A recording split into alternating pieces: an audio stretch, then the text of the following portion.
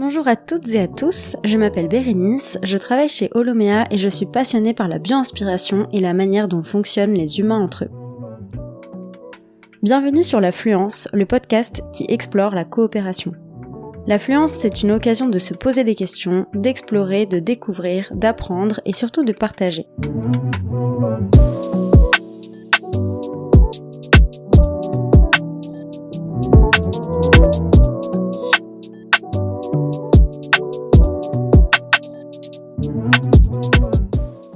Coopérer, oui, mais pourquoi faire ? Comment mettre en mouvement et engager autour de projets qui ont du sens ? Comment relier son travail et ses valeurs avec ses convictions personnelles ? Entre chaos et opportunités, explorons ensemble de nouvelles manières de construire les collectifs. Dans cet épisode, on va décortiquer la coopération. Un mot que l'on connaît tous et toutes, et pourtant si on cherche la définition sur Internet par exemple, on trouve parfois des contradictions. Alors qu'est-ce que ça veut dire coopérer ? À quoi ça sert ? Comment on fait et est-ce que ça s'apprend ?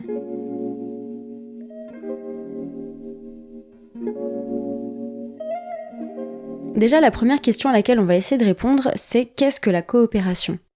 Alors la coopération, c'est le fait de participer à une œuvre, à un projet commun, la capacité de travailler ensemble à cette action commune et de tisser des liens pour la réaliser. Le tout en intégrant les contraintes des autres. Donc c'est vraiment le fait de travailler sur un projet déjà avec les autres, donc en interaction avec les autres, en intégrant leurs contraintes, c'est-à-dire on les prend en compte et on les intègre dans ce qu'on est en train de faire. Donc maintenant que j'ai donné la définition de la coopération, il y a un point quand même qui est très important qu'il faut retenir, c'est que la coopération ce n'est pas une injonction. C'est vraiment quelque chose qui s'observe en situation. C'est impossible de dire à un groupe de personnes « allez-y, coopérez maintenant ». Ça va pas marcher. C'est souvent quelque chose qu'on observe, et souvent on l'observe d'ailleurs dans des situations qui sont difficiles, des situations d'adversité. Parce qu'en effet, si on coopère, on s'intéresse aux forces et aux contraintes de tous les membres du collectif, et en fait c'est là qu'on est capable de s'aider mutuellement et de faire émerger des solutions pertinentes. Alors la coopération, c'est aussi un ensemble d'ingrédients, ce qu'on appelle des ingrédients de coopération. Et l'un des ingrédients qui est fondamental déjà, s'il n'y est pas, la coopération ne peut pas avoir lieu, c'est la présence d'un destin commun. Ce qu'on appelle un destin commun, ça peut être un objectif, un résultat, quelque chose vers lequel on se dirige ensemble et qui nous dépasse personnellement. C'est-à-dire que finalement, nos objectifs personnels vont être dépassés, vont être presque transcendés par cet objectif commun qui nous rassemble en fait. Pour réaliser ce destin commun, donc si on veut coopérer, ça veut dire qu'on va être dans un collectif avec d'autres personnes. Et un des ingrédients de la coopération, justement, c'est d'avoir une bonne conscience individuelle et collective. Ce que j'appelle une conscience individuelle et collective, c'est-à-dire avoir connaissance des forces et faiblesses de chacun, à la fois à l'échelle individuelle et à la fois à l'échelle collective. Comment est-ce que moi je réagis en situation de stress par exemple ? Comment est-ce que je communique ? Quels sont les modes de communication des personnes autour de moi ? Comment elles ont tendance à réagir ? Et en fait, plus on a conscience de soi à l'échelle individuelle et plus on a conscience du collectif, plus ça va être facile d'intégrer les contraintes des autres. Tout à l'heure, quand on donnait la définition, on disait que la coopération, c'était le fait de non seulement prendre en compte, mais intégrer les contraintes des autres dans la réalisation d'un objectif commun, d'un destin commun. Plus on a une conscience élevée de son collectif, plus ça va être facile d'intégrer les contraintes des autres et donc de coopérer. Un des ingrédients de la coopération, justement en lien avec ça, c'est la diversité. Dans notre collectif, plus il est diversifié, plus on va pouvoir bénéficier des complémentarités de chacun. Et en lien avec ça, avec cette diversité, cette complémentarité, et pour bénéficier des complémentarités, il y a quelque chose qui est essentiel également dans les ingrédients de la coopération, c'est les interactions. Avoir des interactions en quantité suffisante et de qualité. C'est-à-dire qu'on prend le temps de se dire les choses, on prend le temps d'avoir des réflexions sur le sujet, de se réaligner, etc. On communique, on provoque de l'interaction entre les personnes. Et ça va faciliter énormément la coopération. En ayant des temps d'interaction, ça va nous permettre d'arriver sur les deux autres ingrédients de coopération. Le premier, c'est savoir agir au bon endroit, savoir sentir quel est le rythme, quelles sont les priorités du moment, sur quoi est-ce qu'on agit en ce moment en fonction des interactions qu'on a eues, en fonction de l'état du collectif, en fonction de l'état du contexte.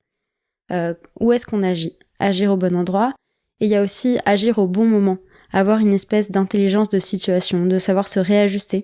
On est dans un monde où tout fluctue, donc vraiment savoir se réajuster, se réadapter par rapport au contexte, c'est très très important. Et c'est ce pourquoi la coopération est essentielle. Et donc en fait, grâce à ça, un des autres ingrédients de cette coopération-là, c'est la résilience, la robustesse que notre collectif peut avoir, parce qu'on va pouvoir s'adapter et s'appuyer aussi sur les forces et faiblesses de chacun. Et donc en fait, ces ingrédients de la coopération, ils se mettent en place avec, pour moi, deux éléments qui se font comme un socle de coopération. Le premier, c'est vraiment le temps. À la fois le temps pour construire le collectif et pour l'entretenir. Et puis aussi le fait qu'il y ait un climat de confiance qui règne, et c'est quand même en lien avec le temps, parce que le climat de confiance, il vient avec les expériences de coopération, c'est-à-dire que plus on coopère ensemble, plus on apprend à coopérer, plus on a confiance les uns en les autres. Et donc ça, évidemment, ça prend du temps. Et pour moi, les ingrédients de la coopération vont pouvoir prendre vie et s'observer en situation encore plus facilement s'il y a un climat de confiance et s'il y a eu du temps qui a permis de s'entraîner à cette coopération.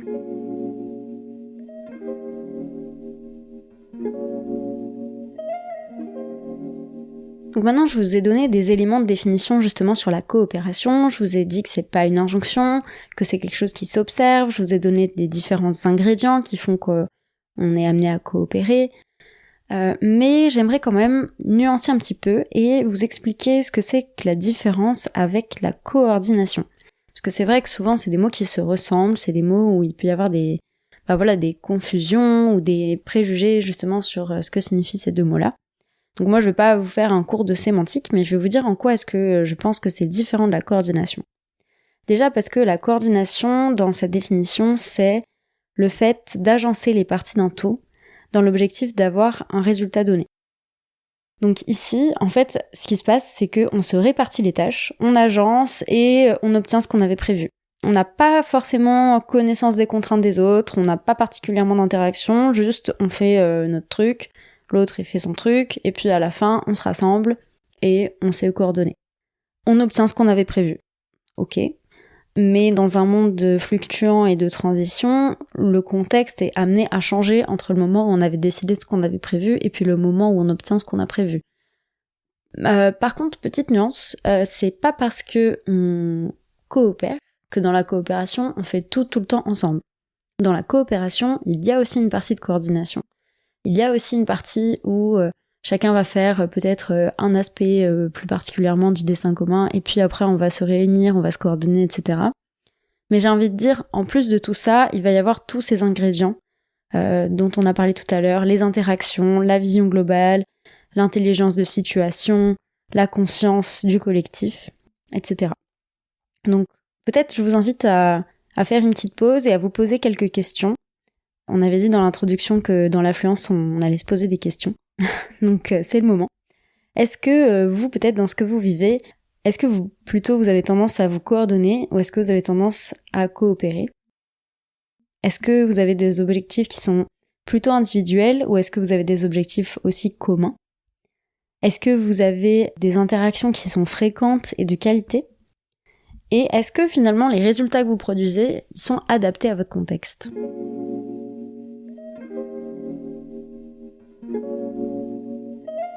Voilà, alors bon courage avec toutes ces questions. Mais c'est toujours intéressant de se les poser et de se faire une petite introspection justement sur ce qu'on vit. Et puis, moi je vais enchaîner en répondant à cette question, à quoi est-ce que ça sert de coopérer ? On a dit coopérer, oui, mais pourquoi faire ? À quoi ça sert finalement de se contraindre avec des interactions, de apprendre à se connaître, de avoir conscience du collectif, de passer du temps à s'entraîner pour coopérer. Finalement, ça prend du temps, c'est pas facile. Bon, pourquoi est-ce qu'on le ferait ? Pourquoi est-ce qu'on le ferait ? Déjà parce que on a envie que les projets ils aboutissent. Dans le cas où les projets sont en échec, souvent il y a une zone aveugle, et cette zone aveugle, c'est le collectif. Souvent, on trouve une excuse technique.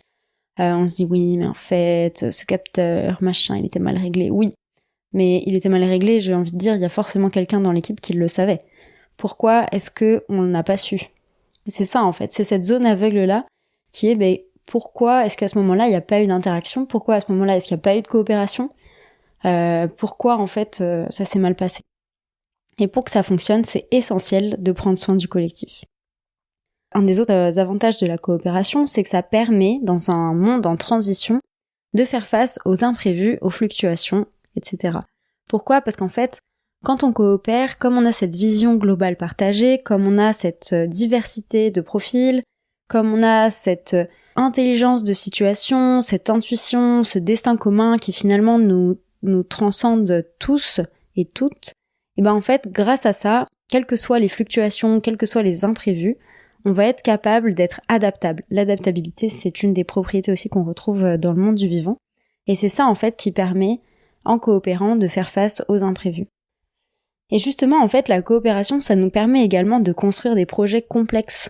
Des projets qui ne pourraient pas être portés que par une seule personne parce qu'ils sont systémiques, parce qu'ils sont non prédictibles, parce qu'ils ont besoin d'adaptabilité.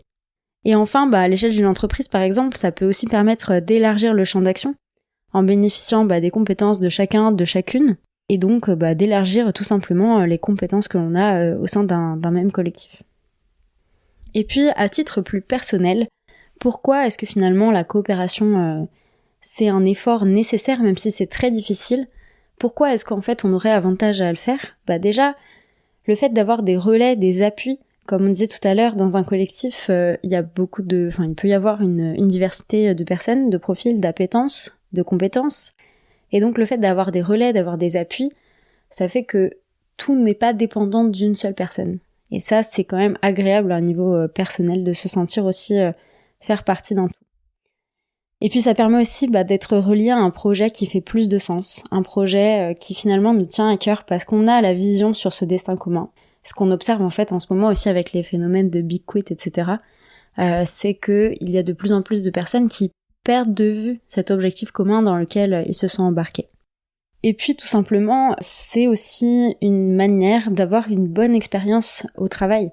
Et ce qu'on observe quand la coopération n'est pas là, souvent c'est des symptômes qui sont assez récurrents, c'est le manque de temps pour se parler, la perte de sens, l'échec de ses projets, et tout ça, c'est vrai que ça fait vivre une expérience au travail qui peut être assez négative, qui peut être assez coûteuse en énergie, et souvent on se rend compte que faire partie d'un projet beaucoup plus coopératif, ça redonne de l'énergie, ça redonne aussi de l'envie par rapport au projet, et tout simplement on passe un meilleur moment en fait à travailler pour ça.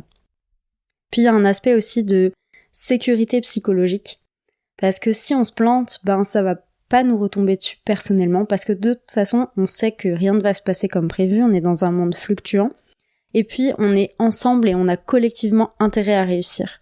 C'est-à-dire que ça nous dépasse finalement à titre individuel, et personne ne va finalement nous faire retomber la faute dessus parce que quelque chose s'est mal passé. On sait que ça va mal se passer, on le prévoit, on l'anticipe, et on fait tout pour que le collectif puisse justement prendre le relais à certains moments, et pour avoir aussi la conscience des fluctuations du contexte.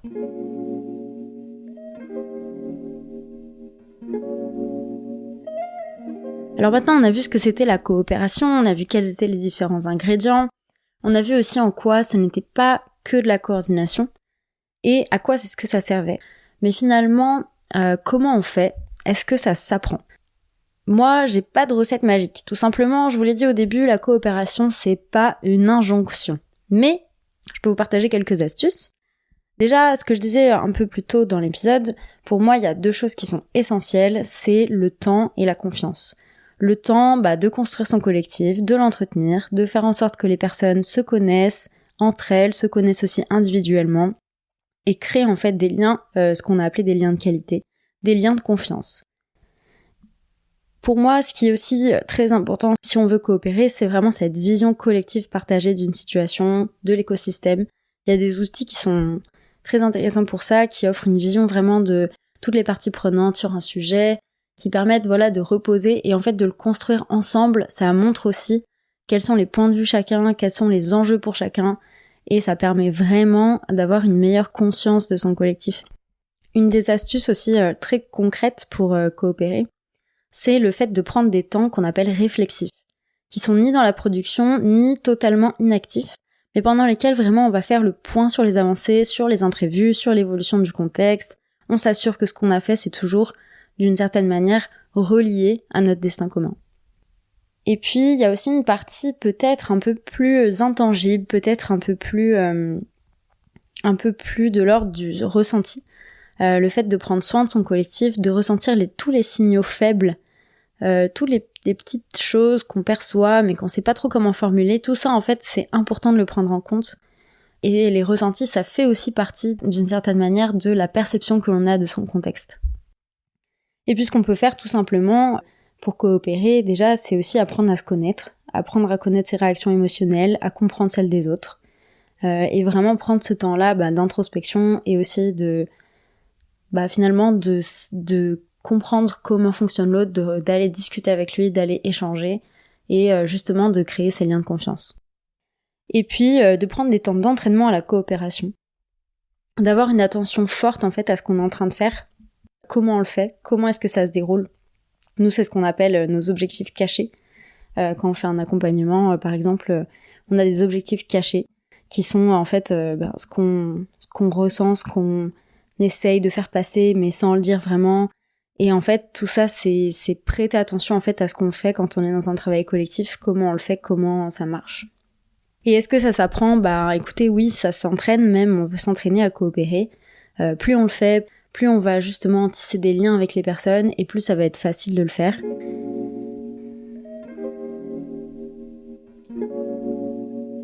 Alors pour conclure, si vous deviez retenir quelques points de cet épisode sur la coopération, déjà, c'est que ce n'est pas une injonction, mais c'est vraiment quelque chose qui s'observe en situation. Ça se définit par le fait de travailler à plusieurs pour un destin commun, mais ça s'observe surtout par la présence d'ingrédients comme la diversité, la qualité des interactions, etc. Coopérer pour quoi faire ? Finalement, c'est pour faire que les projets réussissent, qu'ils soient adaptés au contexte et à sa complexité, et pour faire face aux imprévus de plus en plus récurrents dans notre monde en transformation. Et puis à titre plus individuel pour passer un meilleur moment dans son contexte professionnel. Et puis finalement dans notre contexte de transition, coopérer c'est vraiment la clé. C'est un effort qui est difficile mais qui est nécessaire et qui va vraiment, selon nous, nous aider à faire face aux fluctuations que nous sommes en train de vivre.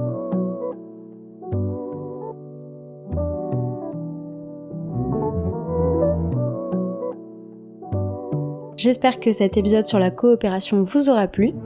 Les épisodes du podcast de l'affluence sortiront une fois par mois et vont former un recueil de témoignages, de vécus liés aux transformations des pratiques qui vous permettra à vous aussi d'avoir des clés pour faire évoluer à votre échelle votre environnement professionnel. Et puis chaque trimestre, dans un format un peu plus court comme celui-ci, nous explorerons un thème ou un concept qui abordera un nouvel éclairage sur les expériences partagées par nos invités. Pour ne rater aucun épisode et pour faire grandir ce podcast, vous pouvez en parler autour de vous, vous abonner sur votre plateforme d'écoute préférée et nous laisser des étoiles si vous nous écoutez depuis Spotify ou Apple Podcasts. Merci beaucoup pour votre écoute et à bientôt pour un nouvel épisode.